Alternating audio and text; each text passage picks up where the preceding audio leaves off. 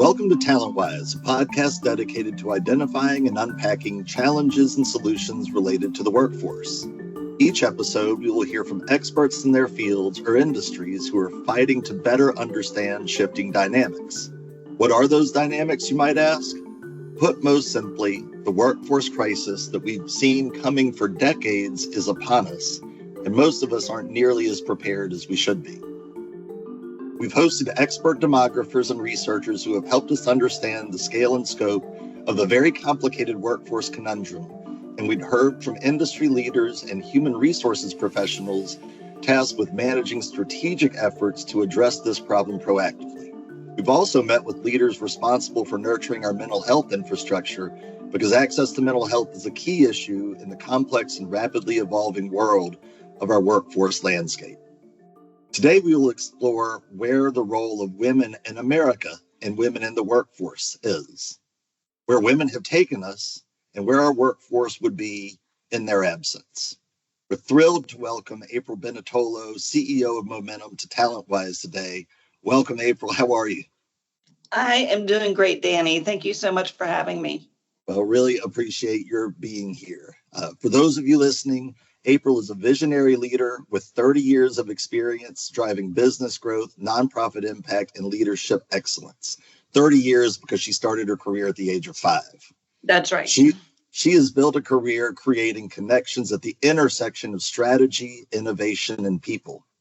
Her expertise, particularly in areas like leadership development, nonprofit management, and entrepreneurship, has helped her build a track record of transforming organizations through data-driven decision-making, customer-centric strategies, and high-performing teams. April is passionate about developing leaders, as you will hear about today, and engaging people where they are, building healthy teams, and fostering inclusive cultures. So, April, thank you again for joining us. You know, when you and I first met, you were the Senior Vice President of Market Strategy at Daxco, which was a B2B software as a service platform. And we got to do a little bit of work together, and I'm grateful to you for that. But you've been CEO of Momentum since 2017. So what is Momentum? What has it been doing over the past 25 years, and how did you end up there? Okay, great. Momentum is a nonprofit organization based here in Birmingham. We serve the entire state of Alabama. And our mission is to advance women in leadership so that they can have a more positive impact on our businesses and culture and politics in the state. We really believe that when leadership reflects the population that it serves, that decisions are much better and much more appropriate for the whole population, and everybody benefits at that point. So the organization was founded in 2002 by a visionary woman named Barbara Royal, and she got together with other board members. They were on the board, in fact, at the YWCA of Central Alabama, which happens to be like the 4th or 5th largest YWCA in the country. And so they have on their board of directors some of the top female executives in Birmingham at the time. And so Barbara Royal was on that board, and she got together with those executives for the board meetings. And then after the board meetings, they were all kind of collaborating and talking about some of the business challenges they were going through, or maybe some of the personal challenges they were having as the only woman in the room at these executive levels. And they decided to form an organization where these women could come together and find support, find additional resources, get additional skills building so that they could really navigate those tricky waters, because in 2002, it was pretty tricky. I mean, you were the only woman generally if you were at the executive level in the room, and oftentimes very excluded, very, maybe not even intentionally, probably not intentionally, but didn't have the same access to the same informal network that the guys did, you know, and so it could be very lonely at the top. And of course, women have whether they put it upon themselves or whether they are single or otherwise, they often face a disproportionate burden of care or shoulder much more of the load with family, whether that's children or aging parents or whatever. And they don't have they usually don't have a stay-at-home spouse to pick up their dry cleaning and to make all of the arrangements.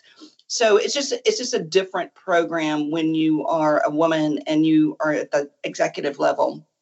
So you asked how I came to Momentum.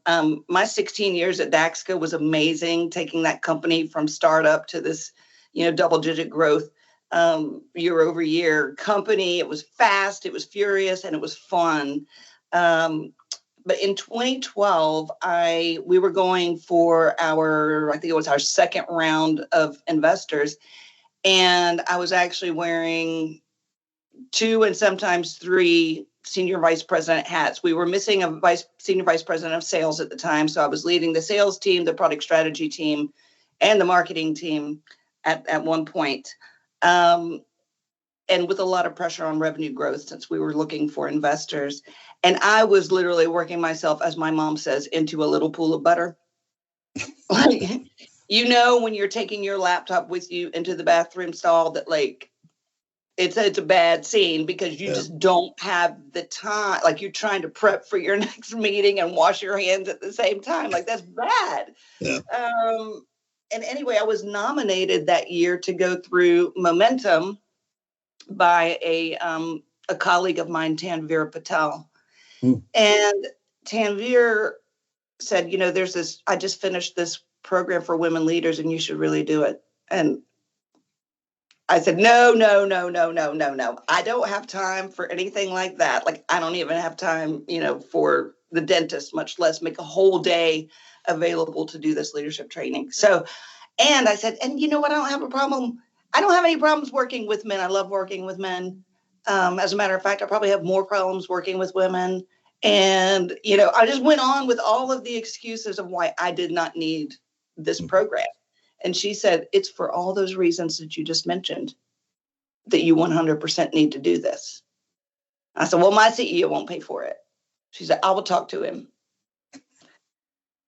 Anyway, I ended up in the program, and within 20 minutes of the opening retreat, I had a little tear in my eye, and I was like, I need this so badly.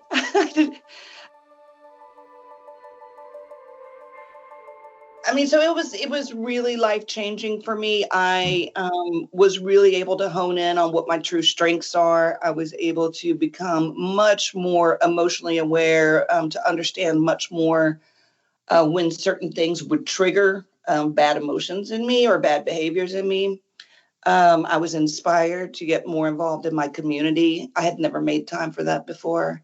And I also learned to really respect building a healthy team and to turn over a lot of control and to get my team to a place where they could do a lot of the work that I thought I had to do. Yep. I was taking ownership for, get them to a place where they could do that so that I could do more. Yeah. And I was able to do more because at that point, our CEO was seeing some changes in me and how I was leading my team. Other teams were asking me to come in and help them through some workshop style learning. And he eventually moved HR under marketing, which was an interesting move, but all of that was part of this transformation for me. So when I decided to leave Daxco in 2016, I went to volunteer with Momentum for a little while, and then I went part-time with Momentum for a little while, and then Barbara Royal announced her retirement, and she encouraged me to take the helm. So here I am. Well, Barbara was such a visionary leader in so many different ways and so many different things that she did, Momentum not the least of which. So it is no surprise that she identified in you a leader who could take Momentum sort of to the next level once she had left. So congratulations, even though you've been there now for, almost 10 years. I know. And I'm telling you, it is truly the best job in the world. It is fantastic. You talked a lot about Momentum broadly, but Tell our listeners a little bit about the programs that Momentum offers, especially those that people might not know you guys are getting into. We began with, as I mentioned before, that executive level career woman. And there was a really good strategic reason for that. Number one, it was a nonprofit that was just getting started.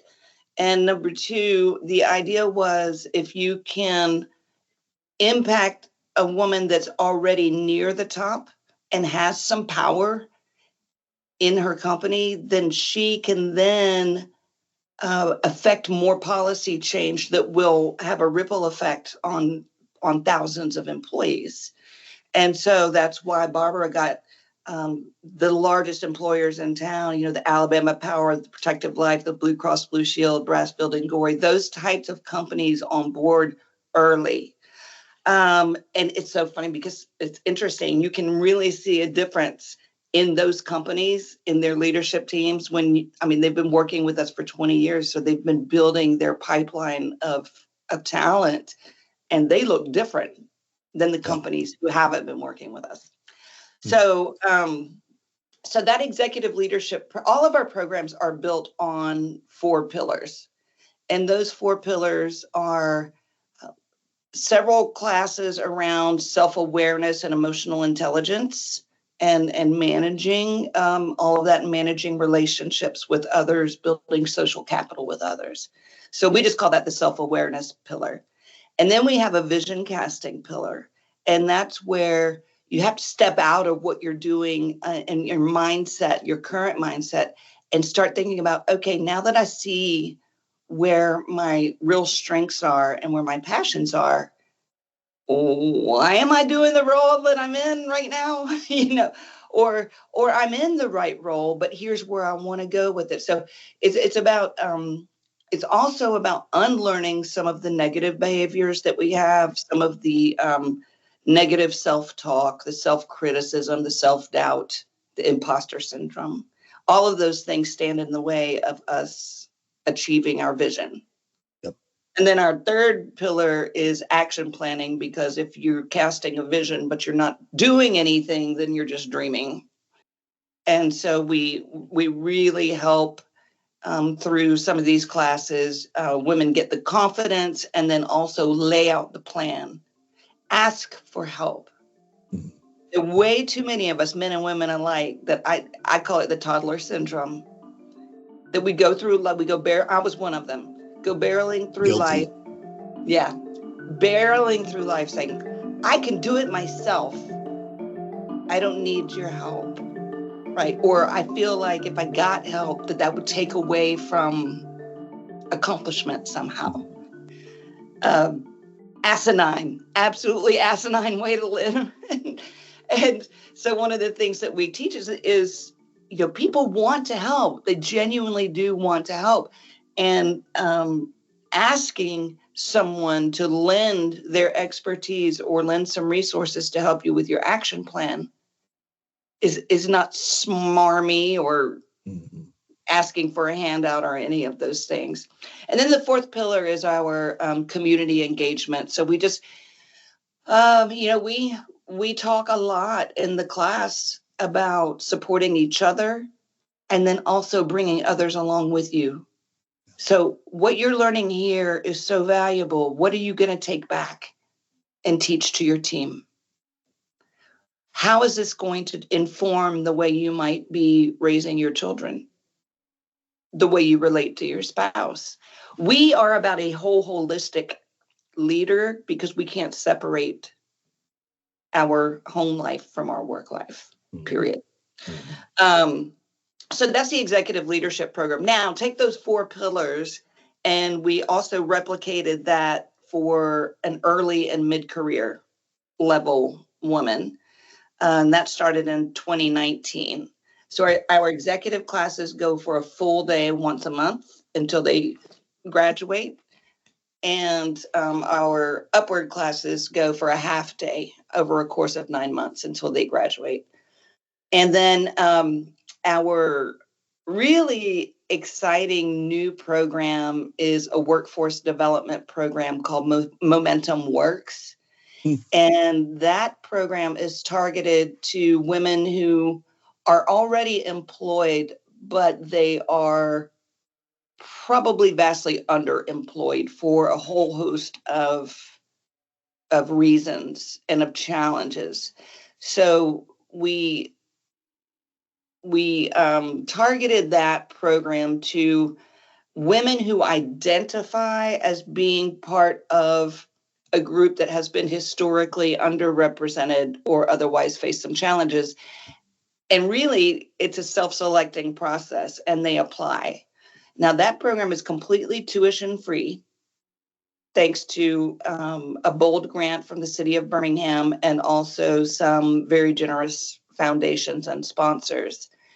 And we wanted to make sure that there were no barriers to the women participating. So we have the program on a Saturday, so outside of the traditional work hours. So they come on a Saturday. We offer a childcare stipend to those who need it. And I am telling you that that program has been absolutely transformational. We had 50 women complete it in the pilot year. And we totaled up the total dollar amount of their pay increases during the course of the program. It was over $480,000. Wow. That's Which crazy. means they were learning things, and they were having instructors and facilitators and leaders pour into them in a way that no one had ever done before. Yep. And finding the courage and the confidence to say, you know what, I think I might be in the wrong seat in this organization, and to apply for a director role, to apply for a senior manager role. They weren't seeing that as a possibility for themselves. They were, most like most of us, waiting to be asked instead of going after it. So anyway, that has been a super exciting program. And then during all of this, we've also expanded up into North Alabama. So we have an executive program that runs in North Alabama. We have a program for senior leaders at UAB. So that runs internally for their senior leadership. We just started the Upward Early Career Program in Huntsville also. And then during the pandemic, like a lot of us, right, we started experimenting with the virtual trainings and podcasting so that we could reach more people. And so we've just developed those resources out over time. And those are available to anyone. So while our paid classes are really targeted to that career level professional woman, we have our leadership events and our virtual training and other resources like our podcast and our blog. They're pure leadership. It doesn't matter if you're man, woman, young, older. They really are applicable just to life as a human. So that's been interesting to expand in that way. Well, again, congratulations to you and to Momentum for its growth and the results that it's generated. I think for those who are listening, it's now probably if they weren't familiar with Momentum or weren't familiar with you, it's now probably very clear why we were so excited to have you on this episode. So understanding that women today make up about 47% of the workforce, and that number kind of remained pretty flat for the past several years. How would you describe the role that women play in our workforce today, maybe here at home and nationally? So I think that women, first of all, we are regaining our spot to pre-pandemic levels. So that's really good news. There was, of course, the Great Resignation that we all read about, and especially women, because they had to stay at home with their children. They didn't have to, but I mean, yeah, it disproportionately impacted women to have kids doing their schooling at home. And so now the good news is that those women have largely returned into the workforce and resumed the same levels that they were working before. We also have more women now. If you look at the labor participation rates, about 75% of prime age women have a job. And 85% of those are working full time. So that is much higher than 10 years ago. 10 years ago, that number was around 60%. So that's up by about 15%. So that's really good. Where we see just a really persistent gap with women is once you get into the leadership level. And so in the state of Alabama, it's around 14% of a leadership executive level or senior level leadership team. Around 14 or 15% will be women. Nationally, it's more in the 17 or 18, so still not great. I did read the other day some bright news is that in the Fortune 500 in 2023, there was a milestone reached in the Fortune 500 that there are now at least as many women CEOs as there are CEOs named John. Wow. Wow. That does help to frame. I guess we're supposed to feel good about that. Yeah, that certainly helps to frame that that discrepancy. And John, by the way, is the most common name for a CEO. So, Wow. Let's see. So one of the things that comes up for us a lot is that women are actually entering the workforce at the same rate as men. In fact, if you look at just college educated entry level workers, women make up 51%. So it's not like they're deciding not to go into the workforce. They also hold more degrees than men now. So that is something that's really changed in the last couple of decades is bachelor's degrees are 51, 52% women, and graduate degrees are more in the 60% range. Women feel, and I think that comes from them feeling like they need additional certification in order to succeed and to compete in the labor force. So anyway, they're entering the workforce at roughly the same rate as men, and about 40% of the women who enter will make it to some level of middle management. And that's where they stay. And I think it's pretty complex, the reasons for that. I mean, there are the reasons about assumptions that are being made by senior leaders about what women can and or should do, especially once they've had children. There are pressures that women put on themselves about those same questions. Like, do I really want to get in a leadership position if I'm thinking about having children in the next 6 years? Maybe I don't, because I see those people killing themselves. Yeah. Working 80 hours a week. That's not a great example, for great talent. So I'll pause there and let you ask a question. Well, I was just curious, you started to kind of reference a couple of sort of at a very high level impediments to entering the workforce that women face, probably disproportionately relative to men. But talk a little bit about what you perceive as those impediments and opportunities that we have to create more pathways for women to join the workforce.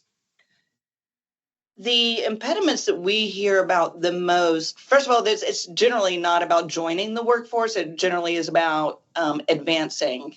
So a lot of people think, women, the number one thing women want in the workplace is a flexible work schedule. Actually, the number one thing they want is advancement opportunities. And second is the flexible work schedule. Yeah. So the barriers that we hear the most often are probably at the executive level. It's access to the informal network would be number one. The senior leader teams still have a culture of meeting outside of the meeting. A lot of business being conducted after work, at the club, on the golf course, on trips where if women are even invited, they're not really very welcomed. And then sometimes it's just the culture itself that makes it very difficult. So it's that access to informal networks. We also see, especially after the Me Too movement, it's difficult for male leaders. I understand the predicament that they're in. The optics of having a one-on-one lunch with a woman are very different than taking Charles to lunch, right? Yeah. Yeah. Or God forbid, after work for a drink, right? And so I understand that. We understand that. The challenge, I think, for those leaders is to still give their women senior leaders one-on-one time. It may not be a drink after work, and it may not be going out to lunch, but sitting in an office with a transparent window and having the same sort of mentoring conversations that you might have with Charles on the golf course or after work is an effort worth having if she is worth keeping. Yeah. Yeah. Well, you talked a little bit about underrepresentation of women in the C-suite. A lot of the industries that we work in, women are just underrepresented in general. I mean, some of those, whether it's sort of STEM specific careers in the skilled trades, commercial aviation, oil and gas, trucking. I mean, in recent years, just trucking, for example, wasn't that long ago, women only made up about 7% of all CDL drivers in the country. And that number is basically doubled. It's still a very small percentage relative to the whole, but there's a real opportunity in our economy and in our workforce to draw more people, more women into careers where there is real need, but traditionally they've been underrepresented, whether that is in the C-suite or, more broadly in different industries. So how do you sort of advise employers or industries to think about reaching and communicating with women? I think, well, there are two parts, I think, to this this conundrum. One is I think our companies and organizations have an opportunity to create pathways for advancement for women by shifting sort of their attitudes towards the men also. And where that comes into play primarily has to do with who are you assuming is responsible for the family or the life outside of the office. And until we make it as okay for men to get to a doctor's appointment for their child, until we make it okay for men to go and pick up or take a aging parent on a doctor's appointment, then the playing field won't be even for either of us. Yeah. And also offering, more flexible time and not looking at that like it's some sort of a lack of commitment to the career, because especially at these higher levels, where the level of commitment is and where the results are. So being there, from this time to this time is a little bit different. Okay. The second part is you talked about the different industries, and some industries are more friendly in that respect that I just mentioned than others. We, interestingly enough, ran a pilot program inside of Honda Manufacturing this past year that we are very likely to repeat this year. And that part of that was an attempt to learn, for us as an organization, to learn what are the needs for women in manufacturing. Because you look at the state of Alabama and how much, in terms of economic development, how much work has gone into attracting manufacturing here. And those jobs are less and less about labor and more about skill. Yep. So it's not so much the strength required as it is the if you're going to be a team lead on the production line, it's about knowing your people and managing your people and skilled labor. And so it's a different set of qualities, and I think they're qualities that a lot of women tend to be very good at. What we experienced in women in manufacturing is that a lot of times, the culture is still very permissive of bad behavior. I would not say that Honda falls into that category, but I can see how that is very often the case in a lot of manufacturing settings. And also the idea that the women that we worked with kind of went into a team lead role thinking that they had to emulate the way the men were leading. And so one of the things that we really worked with them on is you have your own way. You have your own authentic voice and you bring something very different. So for you to come in and try to sort of like bully around the team, you're not going to get very far. We see a lot of male executives sort of do the same, where they will emulate the behaviors of their predecessor. And that can be very challenging, especially where people are behaving in ways that are not true and authentic to who they are. But it also creates problems when you start to become your more natural self and become more comfortable, especially in that environment in your own skin. And then your behavior changes again. And that can be very difficult. You were speaking a little bit about behaviors in the workplace, and particularly bad behaviors in the workplace, possibly engaged in by men, probably more often than not. Talk a little bit about how Momentum has engaged men over the years and things that you think might be effective going forward, given how quickly the workforce sort of conundrum, as we've been referencing it, is evolving. Yeah. In 2019, we rolled out a Men with Momentum program, just realizing that we've spent 20 years helping women work on themselves and their skills and helping them to have some level of influence in their companies.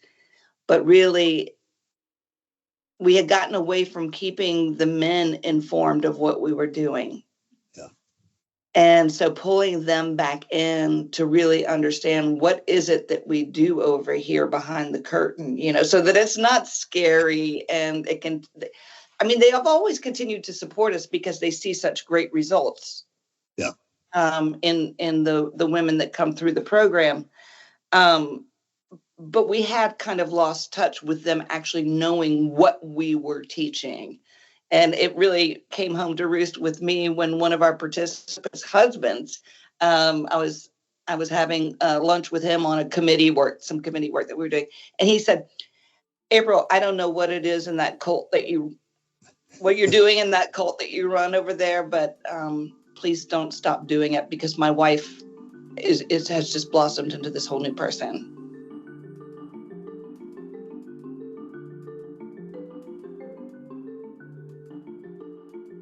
What advice do you have for young women who are entering the workforce for the first time, or more experienced who are looking to make a career move sort of at the mid-career point or even later? Number one, I would say subscribe to Momentum's resources so that you have to feed your soul. So that's one of the first things that we talk about in our programs is you have to take ownership of your career. It's not your manager. It's not your boss. You're certainly not your parents anymore. It's not your husband. You have to take ownership of your career.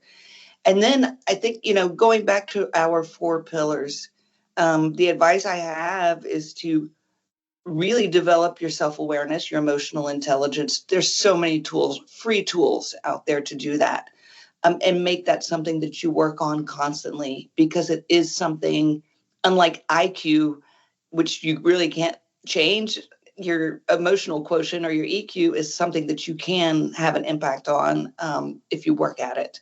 So I would say definitely, that self-awareness piece, and then examining where your strengths are. And this would apply also to the women who are re-entering the workforce after some time, is to really focus on your natural talent and what your strengths are, not what you did before, or not what your degree is in, not what you're certified to do or not to do, but really think about what feeds me, where do I where can I apply my strengths that an organization will be grateful for.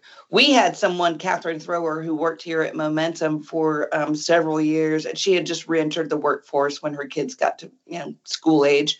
And she just read in our Facebook post that we were looking for someone with a high attention to detail and, great at logistics and to help us plan events. And I mean, it was like a perfect match. And what was so great was she didn't say, I don't have any experience in that. Yeah. She said, I have strengths and skills. That I can apply. Mm-hmm. Yeah. And then, going back to the other pillars, like making a plan of action and sharing that with people. So share it with your manager, share it with your boss, share it with your spouse, share it with your best friend. The more you say publicly, I am working on XYZ, or I have a goal to attain XYZ, the more support you're going to find and the more teeth you're going to put into it. So making that action plan and then asking for help. We have a free mentor matching service. I mean, that is so key. When you talked about careers in underrepresented industries, one of the most important things is women have to be able to see girls, and young women have to be able to see other women with the stethoscope on, other women behind the wheel of that 18-wheeler, other women leading, a manufacturing line. And that begins to change the perception. So you and I are in marketing, so we know you put some women on the front pages of the brochure at the job fair, you're going to get a very different response from the female audience than if you didn't take that step. Yes, you will. Yep. Yeah. So Gina Davis, the actor Gina Davis, and model that started the Gina Davis Institute, which is phenomenal, has a saying that if she can see it, she can be it. That's amazing. And so that's one of the things that we can do as a community is make sure this is not about checking a box and making sure, well, we got to have a woman on the panel. It is important if we want to inspire an audience for the audience to be able to see themselves in whoever we put behind the podium. That's what that's about. It's about connecting to the audience. And if a woman will do a good job at doing that, or if you're trying to attract more female engineering students, then put a woman behind the podium to talk about women in engineering, and that way you can get more results. What sort of along those lines, what makes you feel inspired and motivated? I mean, you guys are always sort of pushing and looking to achieve more and attract more partners and communicate opportunity. What makes you feel inspired and motivated?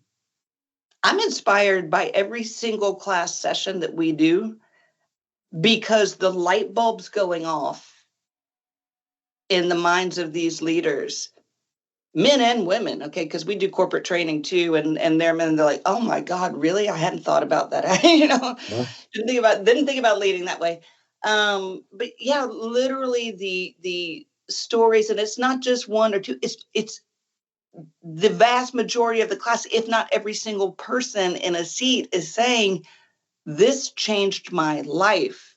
Wow. That's inspiring. And you just, it leaves me feeling like I just want to do more of it. I want to make the conference accessible to more people. I want, more people to have access to our resources and to do more programming in other areas around the state. So it's really just inspiring, the results that we see. And I'm inspired by community leaders. That's fun. This is fun for me, like talking with you. I've always admired you so much. And to be in this role and to see what other leaders are doing and how they're moving and how they're taking advantages of new opportunities or solving challenges is always inspiring. And I'd be remiss if I didn't say that, like, just outside of work, I am kind of like a closet astrophysicist that was not good at math, but fascinated by the cosmos and also by, things, earthly things. And so I don't know, I love science. So I'm very inspired by the images that are coming from the James Webb telescope, blow my mind. And then I was eating a croissant on the front steps the other day and a little crumb fell And I'll be damned if a little teeny tiny ant didn't come along and pick up this giant crumb. This crumb flake was, 1,000 times bigger. And that thing was carrying it around. And I was like, you go, man, you go get your croissant, And so it's silly to say, but I can find inspiration even in the small things too. Well, you yourself are an inspiration. You're an amazing human being, and the work that you and your colleagues are doing at Momentum is incredible. How can folks reach you or learn more about Momentum or interact and learn from some of your content? The easiest way is to search Momentum Leaders on social media platforms. We have a great following, primarily on LinkedIn. We put a lot of content out on LinkedIn. And also Facebook, Instagram. And then we have a YouTube channel. So also searching Momentum Leaders on YouTube, where we record every month. We do a free virtual training. Anybody can sign up for. And the majority of those we record and then we post them on the YouTube channel. So we've built up a library. Those are fun for people to go and maybe even get a team together and do a lunch and learn, in the office and watch a particular one. And we're building out that library all the time. So those are a couple of fast and easy ways to engage and to learn more about Momentum. We have different application periods at different times of year for our different programs. Like the executive program is open right now, closes in 2 days. And then the Upward program, we take applications over the summer. Our Momentum Works, we do twice a year. So it's just, if whatever program people might be interested in, they just need to go check out our website at momentumleaders.org. And all of the dates for the classes and the investment required, opportunities to get scholarship. That's all out there on the website. Well, thank you. I am sure people will be going to check it out, especially having heard what you had to say today. Thank you for joining us and for taking your time to do this. It is always great to see you. I'm sorry we're doing this virtually, but we'll get together very, very soon. And I hope you'll consider coming back and joining us in the future. We'd love to come back after we've sort of heard some other voices and people dealing with this problem in other areas, and maybe even introduce you to some of the people who we're talking with. But I hope everyone listening at home or on your commute will tune in next time. April, thank you so much for your time today. It's good to see you. Danny, thank you so much. Great to be here.